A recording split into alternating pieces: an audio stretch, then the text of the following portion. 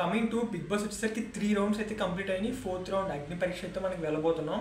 So ఇందులో వచ్చేసరికి ఏంటంటే 3 రౌండ్స్లో గ్రూప్ డిస్కషన్ ఎలా జరిగింది సింపుల్గా చెప్తాను. నాకు తెలిసిన వాళ్ళలో కొంతమంది నేను కనుక్కున్నది ఏంటంటే గ్రూప్ డిస్కషన్కి వాళ్ళకి మెయిల్ అయితే వచ్చింది, ఈ డేట్ని రండి అని చెప్పి August 2nd వాళ్ళైతే వెళ్ళిన వాళ్ళ ఫోన్లు అవి కూడా స్టార్టింగ్ వాళ్ళు తీసేసుకున్నారు. తర్వాత వాళ్ళు రూమ్లోకి వెళ్ళిన వాళ్ళ గురించి ఏంటి మొత్తం ఎలా చేస్తారు ఏంటంటే కొన్ని క్వశ్చన్స్ అంటే ఒక ఇంత బుక్లెట్లో ఉంటుంది. ఫస్ట్ వచ్చేసరికి ఏంటంటే వాళ్ళు బీబీని అగ్రిమెంట్ అయితే సైన్ చేస్తున్నట్టు ఒక సైన్ పెట్టాలి. ఎందుకంటే ఇప్పుడు మీరు ఈ రౌండ్ క్వాలిఫై అయితే నెక్స్ట్ మీరు వచ్చేసరికి గేమ్ అది ఆడాలి, మేము టెలికాస్ట్ చేసుకుంటాం అని చెప్పి ఒక సైన్ పెట్టాలి.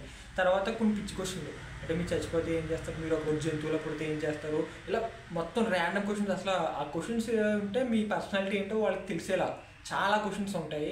సో ఆ క్వశ్చన్ రిలేటెడ్ ఏంటి, ఒకరోజు మీరు ఒకవేళ బిగ్ బాస్కి వెళ్తే ఏం చేస్తారు, మీరు ఫేక్ అయితే మొత్తం చాలా ర్యాండమ్ క్వశ్చన్స్. ఇది అయిపోయిన తర్వాత వాళ్ళందరినీ అంటే బ్యాచెస్ కింద బ్యాచెస్కి 10 మెంబర్స్ అలా ఉంటారు, 10 or 20 మేబీ ఎగ్జాక్ట్ తెలీదు. అయితే బ్యాచ్కి వెళ్ళిన తర్వాత సో జడ్జెస్ ఉంటారు కదా, ఒకరిద్దరు ఉంటారు. వాళ్ళు వచ్చేసరికి మీలో ఎవరు ఫేక్ అనుకుంటున్నారో వాళ్ళు ఒకరు లేచి ఒకరు ఫేక్ అని చెప్పాలి. అంటే ఫేక్ చెప్పిన వాళ్ళు ఇంకో డిఫెన్స్ చేసుకోవాలి. సేమ్ నామినేషన్స్లో ఎలా ఉంటుందో గొడవలు సేమ్ అలాగే గొడవలు పిచ్చ గొడవలు అయినాయి. అక్కడ ఎవరైతే బాగా డిఫెండ్ చేసుకుంటున్నారో, ఎవరైతే పాయింట్ టు పాయింట్ క్రిస్టల్ క్లియర్గా మాట్లాడుతున్నారో, ఎవరైతే డిఫెన్స్ బాగుందో వాళ్ళని కొంతమంది అంటే ఆ బ్యాచ్కి వచ్చేసరికి అరౌండ్ ఒక 25 to 40% వరకు సెలెక్ట్ చేశారంట. అలాగే ఎవరైతే ఓడిపోయారో వాళ్ళకైతే రిగ్రెట్ మెయిల్స్ పంపేశారు. ఇప్పుడు అగ్ని పరీక్ష కూడా డే బై డే ఫిల్టరేషన్ చేశారు.